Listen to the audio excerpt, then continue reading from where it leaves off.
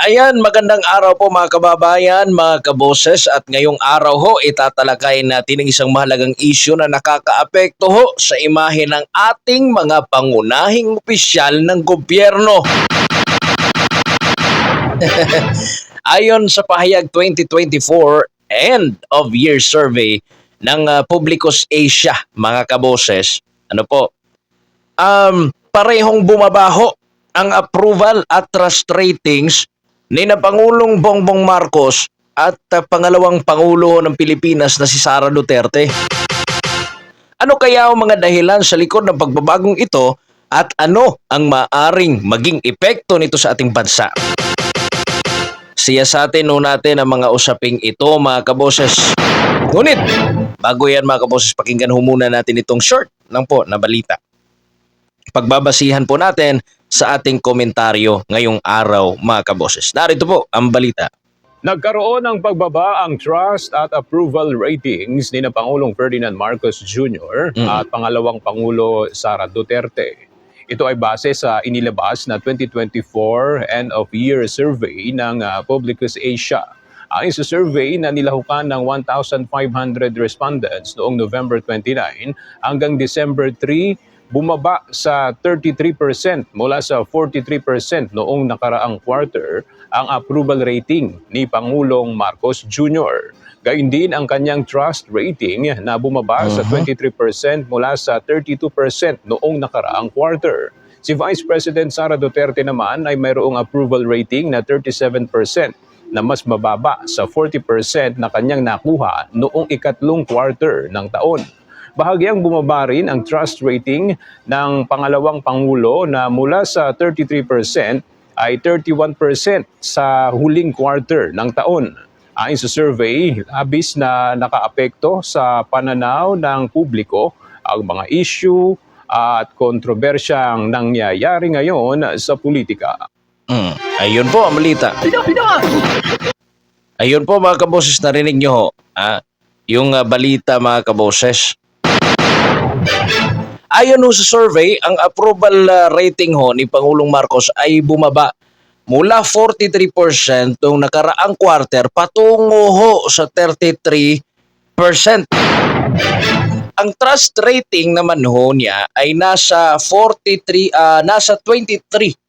lamang, mga kaboses. Yung trust iba ho yung approval, iba rin ho yung trust rating. Yung trust rating ho ni Presidente Marcos is 23%, mga kaboses. Ibig sabihin ho, bagsak ho. No, napakababa ho. Wala, parang doon sa 1,500 respondents, mga kaboses, wala na ho silang gana sa administrasyon.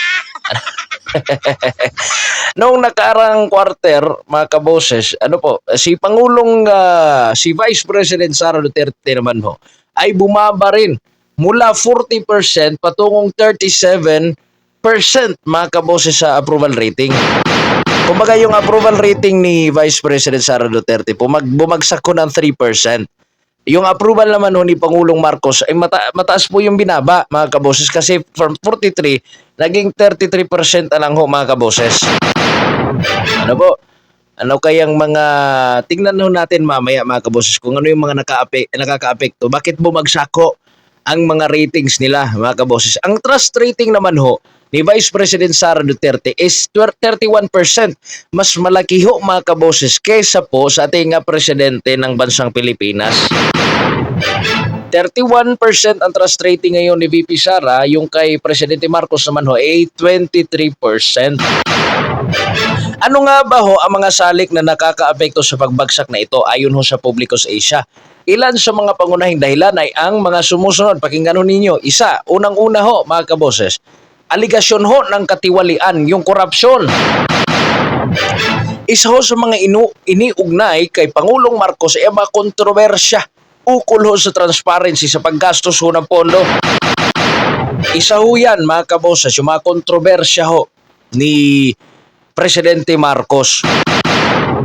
Transparency, confidential fund, yung mga ayuda programs, na pagkalaki-laki ho ng mga budget. Kwini-question ho yun ng mga tao, mga kaboses. Yan po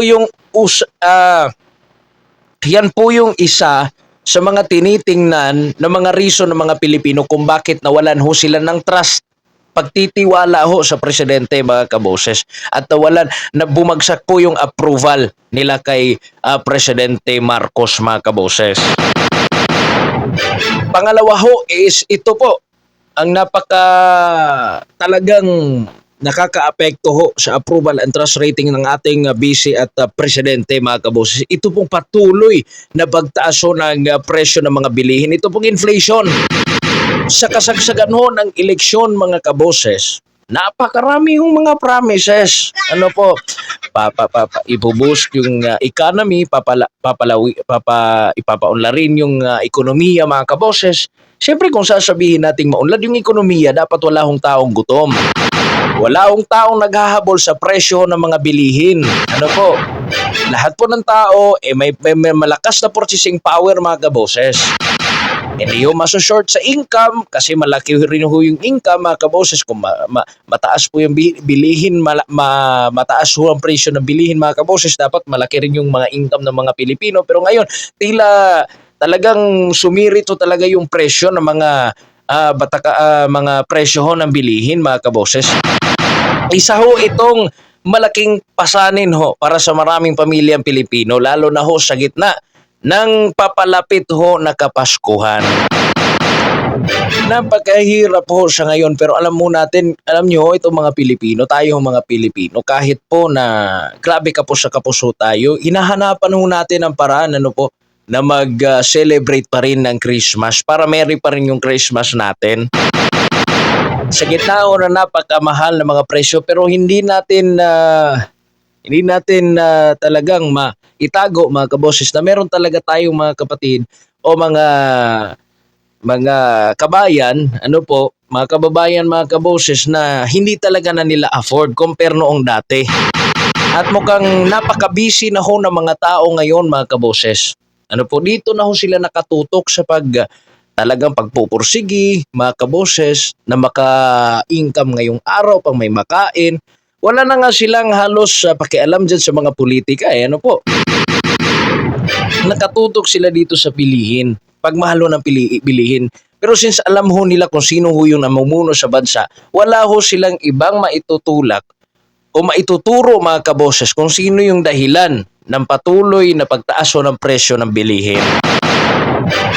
Kasi economic policy yan mga kaboses, talagang pasanin yan ang ating mga pamilyang Pilipino, mga kaboses. Kung hindi yan ma-address under this administration, lalo na ho yung pangakong 20 pesos per kilo na bigas, na napaka-imposible ho mangyari. Wala na nga ho tayo nakikita, mga kaboses, na gano'n. Napaka-imposible ho ng 20 pesos per kilo ng bigas. Ngayon ho, sumisirit ho yung presyo ng bigas. Saan po pupunta ang ating mga Pilipino, mga kaboses? Pangatlo ho, ito pong issue ho ni VP Sara Duterte. Kasi nasangkot ho si Vice President Sara Duterte sa mga aligasyon, mga kaboses, na hindi akmang paggamit ng confidential fund. At meron po itong mga pahayag na naging kontrobersyal, mga kaboses. Kagaya na ho nung mga sinabi niya sa presidente. Mga kaboses, yun, mga kontrobersyal na mga pahayag ng ating pangalawang Pangulo. Nakikita nyo naman ho yun, mga kaboses. Yan po yung mga factors, 3 factors, kung bakit bumagsak ang approval at trust rating ng dalawa nating leader, mga kaboses. Nag-away-away na sila dyan. Ang mga tao ho, mga kaboses, ay nagugutom.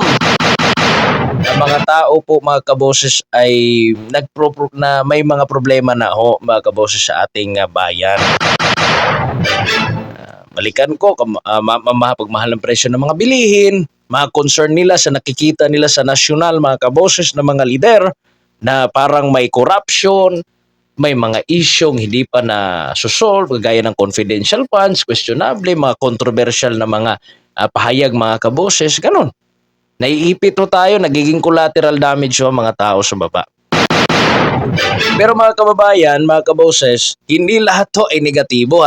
may mga ahensya din ho ng gobyerno na patuloy na pinagtitiwalaan ho ng taong bayan. Ang TESDA ho, isang halimbawa, nakapagtala ho sila ng pinakataas na approval rating sa 65%. Imagine. Ito naman, napakaraming programa naman ho ng TESDA and nakikita rin natin no, na marami pong nag-employ naging employed mga kaboses, naghahanap ng trabaho dahil sa mga skills training ng TESDA. Kaya palakpakan ho natin sila mga kaboses. Ayan.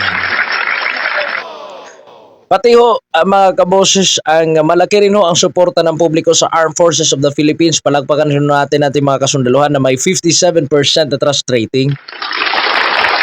Ayan. And pati ho ang ating Department of Science and Technology mga kaboses. Ito ay nagpapakita ho na kahit may mga issue, mayroon pa rin tiwala mga Pilipino silang bahagi ho ng gobyerno na gumagawa ng aksyon para sa taong bayan. Kaya focus na lang ho kayo sa pagserbisyo para maging kagaya ho kayo ng mga ahensya na ito mga kaboses. Ngayon pa man mga kaboses mahalaga ring pansinin na ang pagbaba ng ratings. At maaring magsilbing wake-up call mga kaboses para sa ating mga opisyal. Kailangang mas pagtuunan nila ng pansin mga kaboses ang mga hinaing ng publiko, lalo na sa isyu ng katiwalian at tumataas na presyo ng mga bilihin.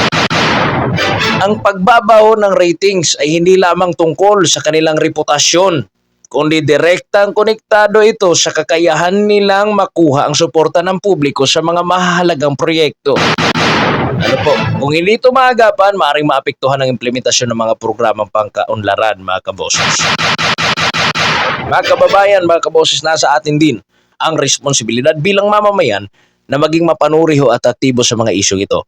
Ang pagbabaho ng ratings ng ating mga opisyal ay hindi lamang simpleng numero. Ito ay sumasalamin ho sa kasalukuyang damdamin ho ng ating mga kapwa Pilipino, ng sambayanang Pilipino mga kaboses. Kayo, ano ang inyong opinion mga kaboses sa usaping ito? Ano ang nais inyong makita muli sa ating mga lider upang muling maibalik ang inyong tiwala mga kaboses? Ibahagi ko ang inyong saloobin sa comment section at huwag kalimutang mag-like at mag-subscribe sa channel na ito para mas marami pang makabaluhang talakayan mga kaboses. Ito po ang Vox Populi PH mga kaboses, ang tinig ho sa katotohanan. Hanggang sa muli, maraming salamat po mga kaboses at magandang araw sa inyong lahat. God bless po sa inyong lahat mga kaboses.